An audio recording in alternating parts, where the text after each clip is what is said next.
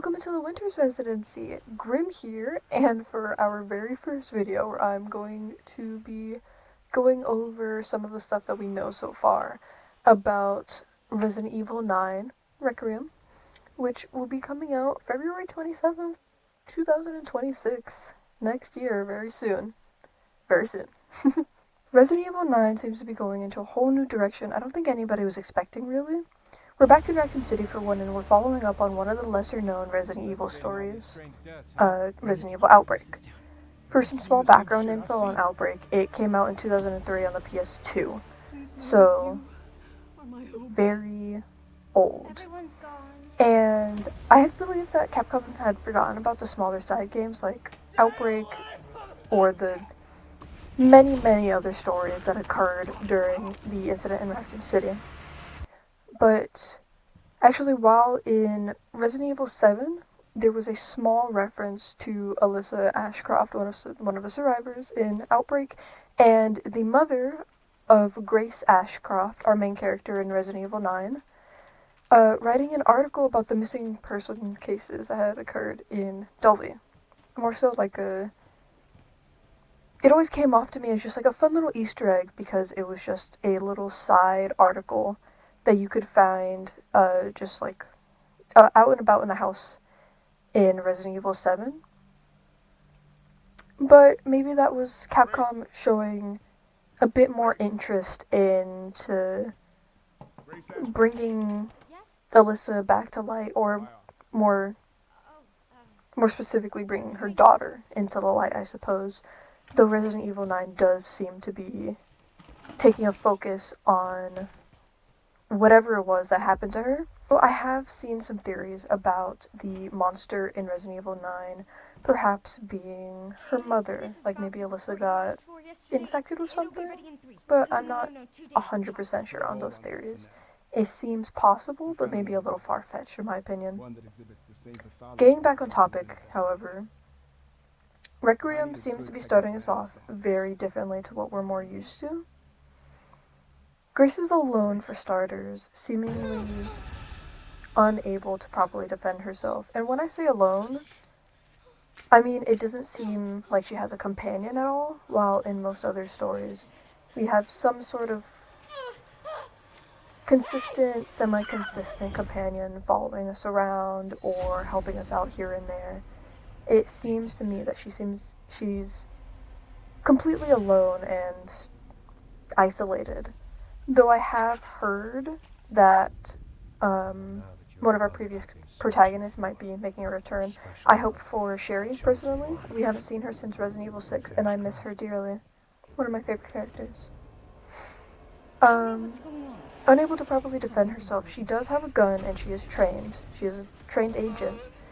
However, it doesn't seem like this monster or whatever it is that's following her is like able to be affected by guns, really. It burns in the light, any light it would seem, since fluorescence affect it. But it does not appear that a gun would be able to do anything. And even then, the fluorescent lights aren't really able to be used in a combative way, as far as we've seen, though I'm sure they will eventually. Speaking of the monster that she is being chased by, something I've thought of a lot while watching the trailers and gameplay is that this monster is comparable to the Requiem from Resident Evil 6, with a terror element that heavily reminds me of Amnesia the Bunker and Silent Hill. Silent Hill, that's more so just a vibe. Amnesia the Bunker, it's the light mechanics and running away while having, no real safe place to go. Also, the Requiem, it's more so, it's this creature from Resident Evil 6 that was in China that could just essentially not be destroyed. It would just piece itself back together no matter how many bullets you put into it. And it was just like a continuous, unstoppable force sort of thing. Like I said, worst of all, she has no safe room. We can see this monster crawl inside of the wall and literally turn off the lights. This monster can force your safe room into a regular room where literally anything can happen to you. Capcom, what did we do to deserve this? Was this necessary? What have they been feeding you? You're not like other people. Has this always been an idea? Did we always want to go more scary? This is horrifying. This is... Oh my god. Like, the lighter the game provides you with seems almost completely useless safety-wise. Similar to Visage, a game that has a sort of sanity thing. And you have to be in light to increase your sanity. But the lighter the game provides you does literally nothing to help with this whole sanity problem. It's kind of just there, and standing in the dark with the lighter can actually make your sanity worse, I believe, if I'm remembering correctly. So I'm hoping Resident Evil 9 won't be the same. Creeping around this building is going to be horrifying. If I remember correctly, it is the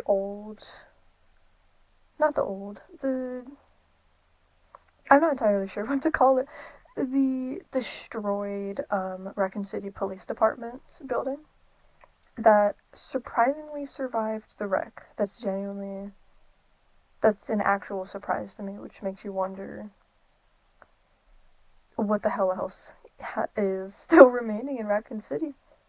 If that's still there, if that building could still be standing after the explosion, who knows what could be going on in the sewers or anywhere else.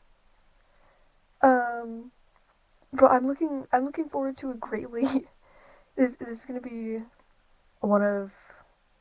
this is probably gonna be the game that I look forward to its release most greatly. And I know for sure I'm gonna be choosing the option to have the game automatically switch between first person and third person, since that's, the way the game wants it to be, and I'll probably replay the game because I hate myself entirely in first person or something. Whichever one's more horrifying, more to challenge myself, but that's just its own personal thing. Thanks greatly for stopping by, and if you just so happen to enjoy me talking your ear off for a couple minutes at a time, not sure why you would, but to each their own. Just be sure to subscribe and turn on notifications so you can, tune in whenever I cough out a second video, and any more past that. I will be making another VTuber avatar, so that might make a feature in the second video. Depends on when I finish it. This whole thing has taken me a great deal of time and efforts. Thank you again for stopping by. That is all for now.